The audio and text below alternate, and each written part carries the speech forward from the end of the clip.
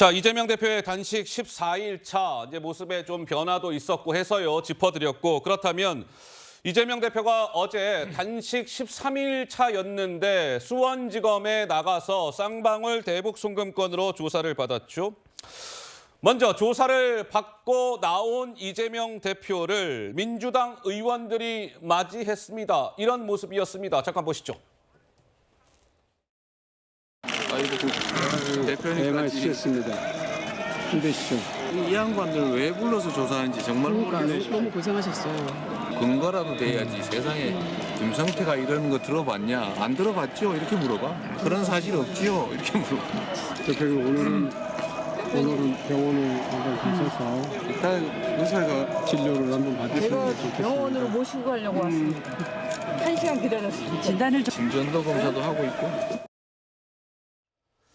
자, 이재명 대표 쌍방울 대북 송금건으로 지난주 토요일 조사가 있었고 어제 조사가 있었는데 조사 시간은 차이가 있죠. 지난 9일 조사 때는 8시간 조사를 받았는데 어제는 1시간 50분 정도 조사가 진행이 됐습니다. 단식을 하고 있는 이재명 대표의 건강 상태를 고려한 것 아니겠습니까? 조서 열람하는 시간은 지난 9일 때는 2시간 40분이었는데 어제 조서 열람하는 데 들어간 시간은 2시간. 조서 열람 시간은 크게 다르지 않았습니다. 자, 이재명 민주당 대표는 어제 이 수원지검에 출석을 하면서 그리고 조사를 마치고 나오면서 도대체 대한민국 검찰은 증거 하나 제시를 못했어요. 이런 취지로 주장을 했습니다. 한번 들어보시죠. 대북 송금에 제가 관련이 있다는 증거를 제시하는지 한번 보겠습니다. 수백 번 압수수색하고 수백 명을 조사했지만 증거라고는 단 한 개도 찾지 못했습니다. 그 이유는 사실이 아니기 때문입니다. 오늘 왜 불렀는지 모르겠습니다. 역시 증거란 하나도 제시하지 못했고 아무리 검사가 집권을 했고 검찰이 지배하는 나라가 됐다 해도 특수부 검사들 동원해서 사건 조작하는 걸로 바뀐 것밖에 더 있겠습니까? 아무 관계도 없는 일을 엮으려고 하니까 잘 안 되는가 봅니다.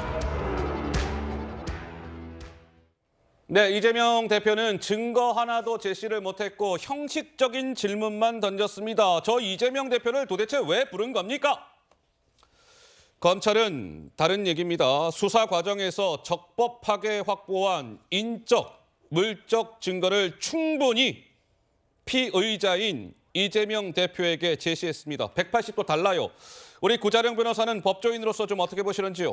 이재명 대표께서 말씀하시는 거는 사실관계하고는 완전히 다르고 이제 국민들 사실 좀 헷갈리거나 속이는 취지의 발언이다 이렇게 볼 수밖에 없거든요. 그래요?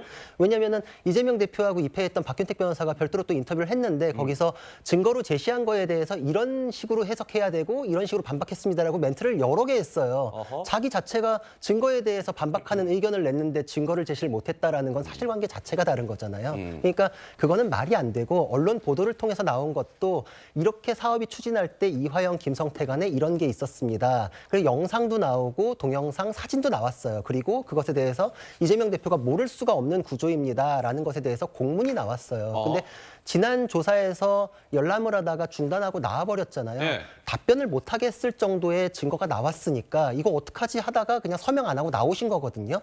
어제 조사에서 왜 불렀는지 모르겠다 그러시는데 왜 모르세요? 자기가 그때 조사에서 마무리를 안 지었으니까 나와서 새로 잡힌 거죠. 그때 검찰에서는 2시간만 더 하면 끝납니다라고 얘기했었어요. 네. 근데 어제 마침 또 2시간만 해가지고 끝났잖아요. 네. 그러니까 검찰 진술은 일관된데 이재명 대표 하시는 말씀은 앞뒤가 안 맞아요. 그리고 1차 조사에서 서류를 서명하지 않고 나와가지고 이거 어떡하지라고 했는데 도저히 방어 논리가 안 세워지니까 이건 그냥 판을 엎자라는 계획을 세우셨던 걸로 보여요. 왜냐하면 조서는 열람을 할 때 그냥 열람을 한다는 게 그 본다는 의미가 아니라 열람, 증감을 하게 돼 있어요. 그래서 내가 원하는 것대로 얼마든지 고칠 수 있어요.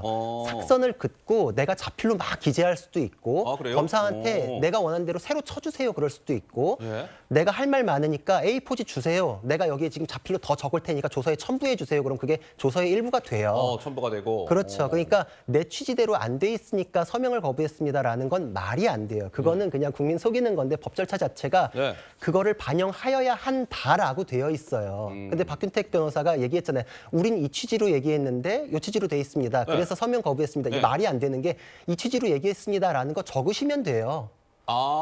이재명 대표의 주장의 취지는 이런 겁니다라고 얘기해서 그거대로 적으면 된다. 그리고 그렇죠. 서명 날의를 하면 되는 것이다. 그렇죠. 그래서 본인이 얘기하는 대로 토시 하나까지 본인의 자필로 반영을 할 수 있기 때문에 그걸 할 수 있어서 마지막에 서명을 안 하고 나오는 경우를 법조인들이 처음 봤다고 하는 거예요. 네. 얼마든지 할 수 있기 때문에. 그러니까 증거를 제시받았으나 해명을 못했고 겨우 운전면허증 이런 거랑 비교하는 좀 납득하기 어려운 정도의 방어 논리 겨우 그 정도니까 네.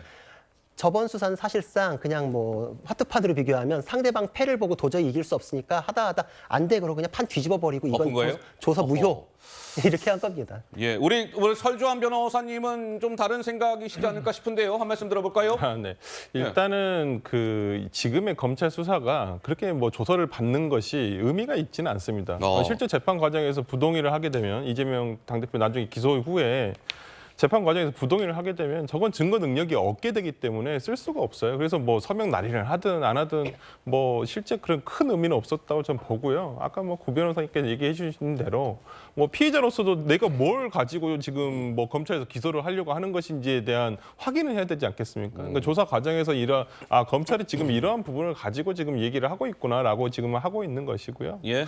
뭐 서명 날인 여부라든지 이런 부분은 그 뭐 크게 뭐 어저께는 하고 오셨으니까 1차 같은 경우는 무효입니다만은 이게 특히나 정치적인 사건. 제가 이화영 전 지사를 변호했을 때도 변호했었죠. 두 번 예. 정도 서명 날인 거부를 했거든요. 그래서 예. 그 다음 기일에 한 번은 제대로 날인을 하고 그 다음에 한 번은 제가 안 했던 걸로 기억이 나요. 그래서 본인이 진술은 했지만 어떤 이 진술 내용에 내가 동의할 수 없고 또 본인의 어떤 취지랑은 좀 다르다. 또 이걸 또 검찰에서는 당연히 아까 뭐 다시 해줄 수도 있겠지만은 예.